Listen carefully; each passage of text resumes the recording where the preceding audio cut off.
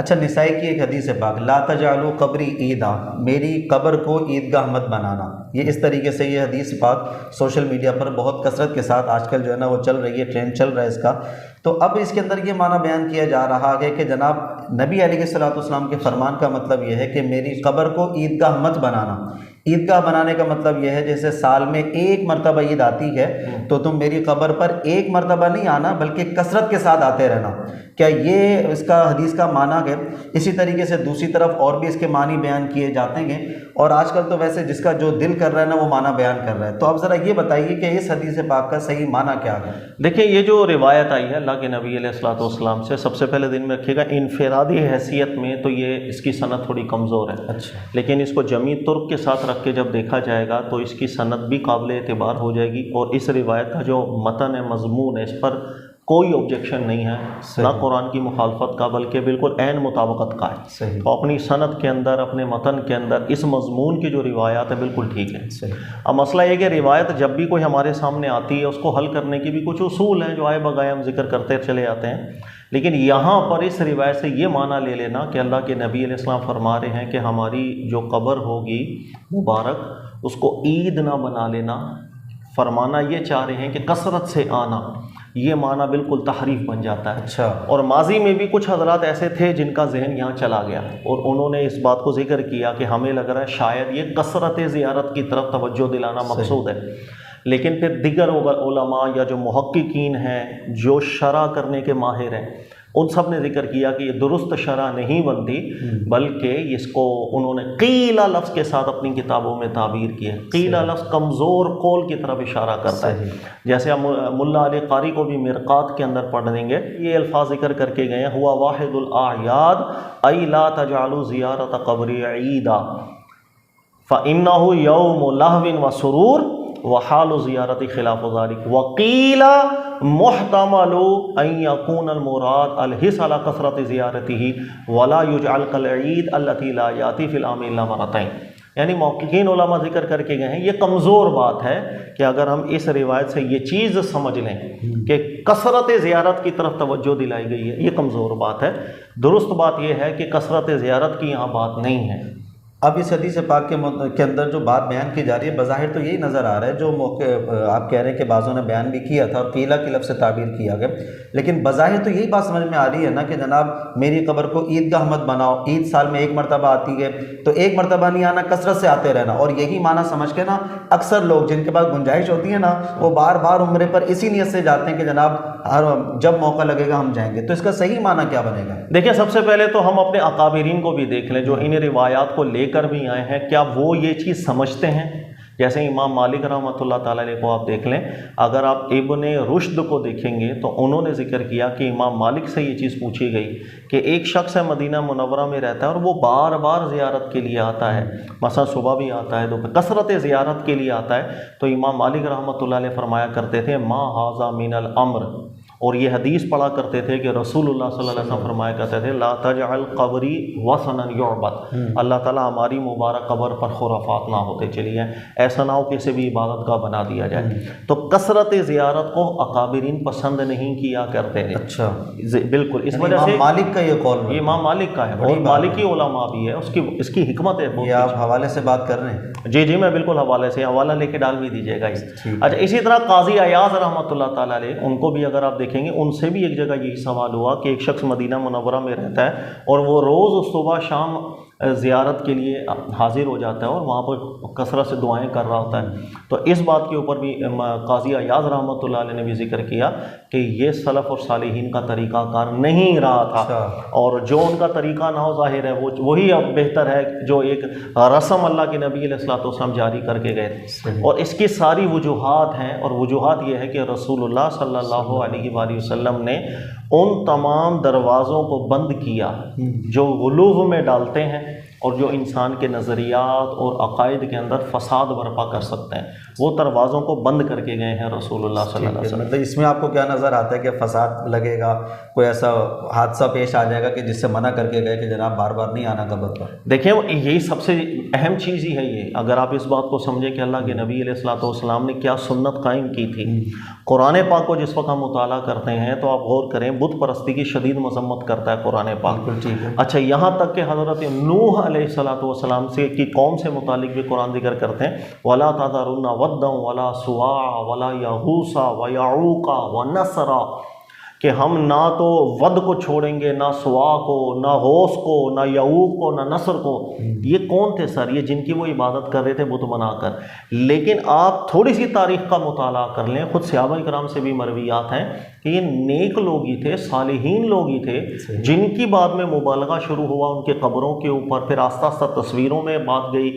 بت بننا شروع ہو گئے، اور یہاں تک کہ کفر و شرک کے اندر مبتلا ہو گئے۔ تو کفر و شرک کے اندر مبتلا جو بت پرستی کا ایک مادہ ہے، اس کے پیچھے صالحین کی محبت میں مرنے کے بعد غلو تھا۔ یہ جملہ میرا ذہن میں رکھیے گا۔ یہ شیطان کا اتنا بڑا حملہ ہے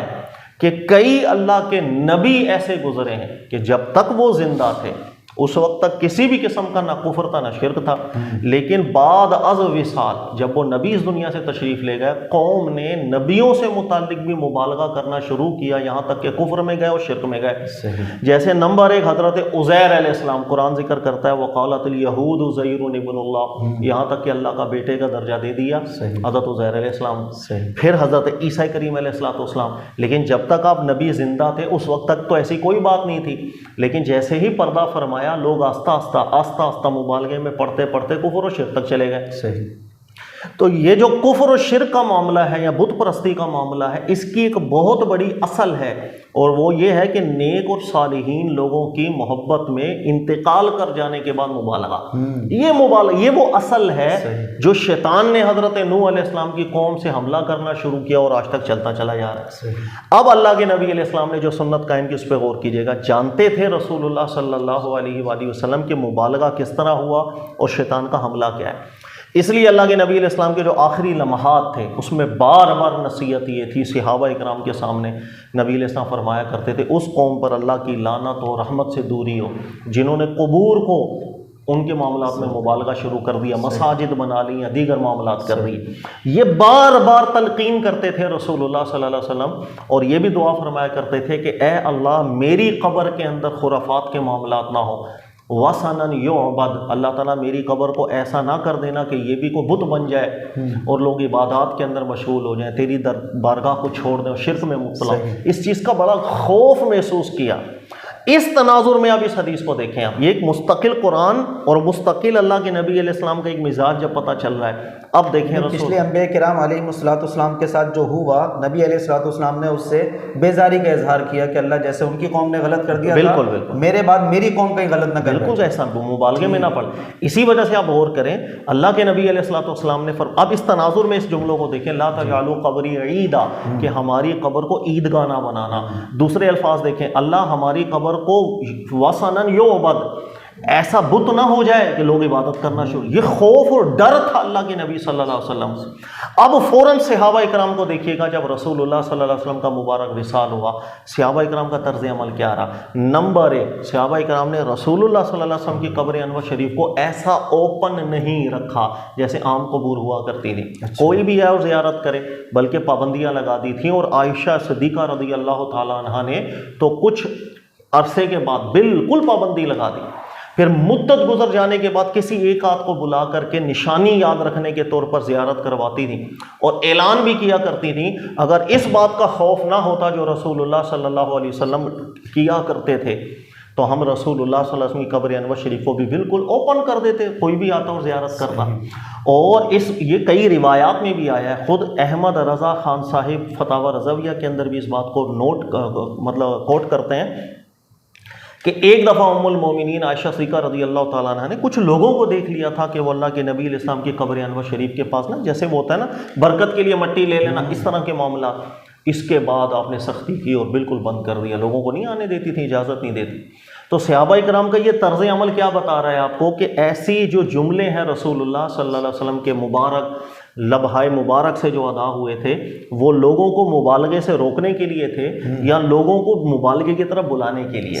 یہی وجہ ہے کہ اسی حدیث کے اگلے الفاظ دیکھیں، اللہ کے نبی علیہ السلام نے فرمایا کہ یہ مت سمجھنا کہ تم دور سے درود پڑھو گے تو شاید اس کی برکتیں ہم تک نہ پہنچیں، تم کہیں سے بھی درود پڑھو گے، دعا کرو گے، اس کے برکات اللہ ہم تک پہنچا دے گا۔ وہ خود متعین کر رہا ہے کہ یہاں پر اصل میں بات کیا چل رہی ہے۔ تو یہ ہے قرآن کا مزاج، وہیں سے اللہ کے نبی علیہ السلام کی سنت کہ ان امور میں صالحین کے ساتھ جو مبالغہ ہوتا ہے ان کے انتقال کر جانے کے بعد اللہ ہماری قبر کو بچا کے رکھنا، یہ دعا اللہ نے ایسی قبول کی ہے آج تک دیکھ لیں، اور رسول اللہ صلی اللہ علیہ وسلم کی اصل قبر انور شریف تک کوئی جا ہی نہیں پاتا،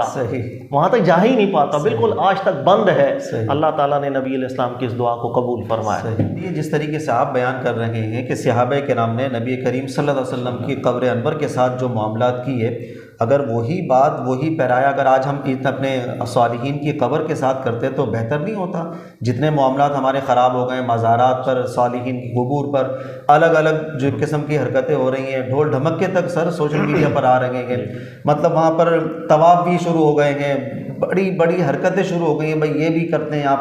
یہاں پر یہ کرتے ہیں، یہاں پر یہ کرتے ہیں، فلاں مزار پر یہ ہوتا ہے، فلاں مزار پر یہ ہوتا ہے۔ عرسوں میں ہمارے ہاں جو عرس منانے والے ہیں وہ بھی غلط حرکتوں میں لگے ہوئے ہیں، جس سے اہل سنت یا اسلام بدنام ہوتا ہے۔ تو میں یہ سمجھتا ہوں کہ صحابہ کرام نے جس رویے کو اپنایا حضور کی قبر انور کے ساتھ، اگر آج وہی ہم لوگ اپنائیں تو بہتر نہیں ہوتا؟ سب بہتر نہیں، یہ لازم تھا کہ ہم وہی رویہ رکھتے، ہم نے نہیں رکھا بدقسمتی سے، اس لیے آج اتنے زیادہ مسائل ہو گئے ہیں مزارات کے حوالے سے، آپ اب روکنا چاہیں تو روک نہیں سکتے، اس لیے کہ آپ جیسے ہی روکنے جائیں گے،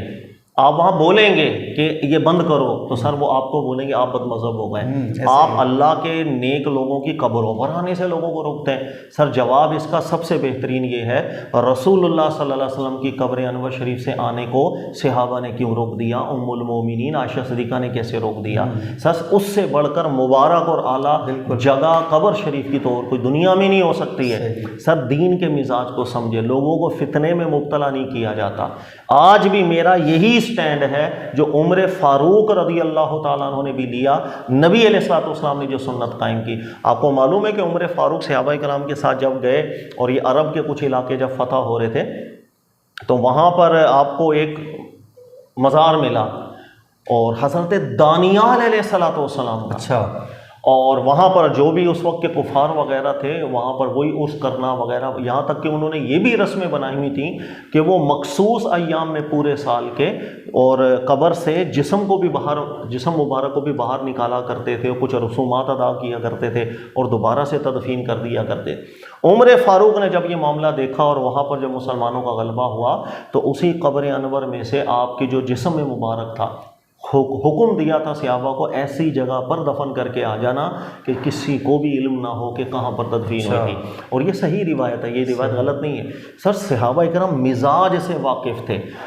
کہ ہمارا دین کس انداز کے اندر چلتا ہے اور فتنوں کو کس طرح بند کرتا ہے۔ ہم نے اس مزاج کو ترک کر دیا، ہم نے کہا اللہ کے نبی علیہ الصلوۃ والسلام نے قبور کی اجازت دی ہے زیارت کی، سر بالکل زیارت کی، لیکن فتنے کی اجازت تو نہیں دی، وہاں بند کرنا تھا۔ اور مبالغہ آ رہی ہیں نیک اور صالحین کی قبور کے ساتھ ان کے انتقال کے بعد، یہ تو شیطان کا سب سے بڑا حملہ ہے۔ سر یہی وجہ ہے آج آپ دیکھ لیں کہ ہر قسم کی خرافات جس کو کہا جا سکتا ہے مزارات پہ تو آپ کو کم سے کم ملے گی۔ سجدے وہاں پر سر ہوتے ہیں، اگر آپ مجھے لاکھ بولیں کہ میں نے اپنی آنکھوں سے دیکھا ہوا ہے سجدے ہوتے، آپ سندھ کے کسی بھی مزار پہ چلے جائیں سر وہاں پر طواف ہوتے، ہم نے اپنی آنکھوں سے دیکھا ہے، طواف بھی ہو رہے ہیں، سجدے بھی ہو رہے ہیں، ایسی ایسی خرافات ہو رہی ہیں آپ سوچ نہیں سکتے۔ ڈانس باقاعدہ سے وہاں پر ہوتے ہیں، جو عرس کی مجالس ہوتی ہیں سر آپ ذرا اٹینڈ کر کے دیکھ لیں۔ شہروں کے اندر اگر آپ بولیں ہاں جی فلاں مزار پہ تو ایسا نہیں ہوتا، ٹھیک ہے جی، ہم نے اوور آل دیکھنا ہے یا ایک آدھ کا استثناء ثابت کرنا ہے؟ سر عمومی صورتحال آپ دیکھیں اتنی بری ہو گئی ہے کہ اب ہم تقریریں کرتے ہیں لوگوں کو کوئی فرق نہیں پڑتا، چادریں چڑھی ہیں تو ہزار اس پر تو خود علماء کرام بھی بڑے اعتراض کرتے ہیں کہ یار یہ کون سی رسم ہم نے نکال لی ہوئی ہے۔ یعنی کہ اب ہم اتنے خرافات میں پھنس چکے ہیں، واپس کیسے ہیں کچھ سمجھ میں نہیں آتا، واپس ایک ہی صورت میں آئیں گے، جو کام صحابہ نے رسول اللہ صلی اللہ علیہ وسلم کی سب سے افضل اعلیٰ اولا قبر انور شریف کے ساتھ کیا، فتنے کا خوف ہو بند، بس اس کے علاوہ کوئی علاج نہیں۔ اس کے علاوہ لوگوں کو آپ کبھی بھی پیچھے نہیں کر سکتے ہیں. سر اس طریقے سے ہم نے اپنے یہاں پہ بھی دیکھا گیا، اکثر قبر والے جہاں پر عرس ہوتا ہے نا، اب تو ایک دن کا نہیں، پہلے ہوتا تھا عرس ہوا بھائی چلو شام کو محفل ہوئی، اس کے اندر نعت خوانی ہوئی، دعا کروائی، فاتحہ خوانی ہوئی، چلو عرس ہو گیا. اب 3 دن کے عرس ہوتے ہیں، 5 دن کے عرس ہوتے ہیں، 7 دن تک عرس چل رہے ہوتے ہیں اور ڈیلی اس کے اندر کام ہو رہے ہوتے ہیں. آخری دن وہاں پر یہ ہوتا ہے کہ مزار کو غسل دیا جاتا ہے. یہ میری اپنی آنکھوں کی دیکھی بات ہے. مزار کو غسل دیا جاتا ہے، ان کے مریدین ہوتے ہیں، چاہنے والے ہوتے ہیں، وہ پانی اٹھا کر لے کر جاتے ہیں اور شفا کے لیے استعمال کرتے ہیں. یہ میں آپ کو بالکل سچی بات بتا رہا ہوں سر. بالکل ایسے ہی بالکل. اسی طریقے سے اب یہ بتائیے کہ ہمیں تو اجازت ملی کہ بھائی عبرت کے لیے قبرستان جاؤ جی. یا چلو کسی بھی قبر پر جانا ہے تو عبرت کے لیے جانا ہے، آخرت کی یاد آئے گی. اچھا اب ہوتا یہ کہ جناب قبرستان مزار پر جا رہے ہیں نا تو منت ماننے کے لیے جا رہے ہیں. اچھا چادر چڑھانا سر وہ بھی اصل میں منت کے لیے ہوتا ہے کہ بھئی ہم نے منت مانی تھی، چادر چڑھائیں گے تاکہ ہمارے فلاں کام ہو جائے. تو کسی عبادت کے لیے کسی قبر پر جانا، مزار پر جانا، صاحب مزار کو ابھی بھی با اختیار سمجھنا، اس پہ تھوڑی سی روشنی. سر ابھی میں نے روشنی نہیں، پورا کا پورا جو ہے نا وہ ٹارچ کر لی تھی، سورج پہ رکھ دیا. قرآن نے ایک اصل بیان کی کہ صالحین کے انتقال کر جانے کے بعد ان کی شان میں مبالغے، یہ شیطان کا سب سے بڑا ہتھیار تھا، اسی سے انہوں نے کفر میں مبتلا کیا، شرک میں مبتلا کر دیا. نبیوں کے ساتھ بھی شیطان نے یہی حملہ کیا. بہت سے نبی وفات کر فرما گئے، اس کے بعد کفر و شرک تک قوم کو لے کے چلا گیا. اسی چیز کو اللہ کے نبی علیہ الصلوۃ والسلام نے اتنی شدت کے ساتھ تلقین کیا تھا، ہم نے اس وصیت کو، اس نصیحت کو چھوڑ دیا.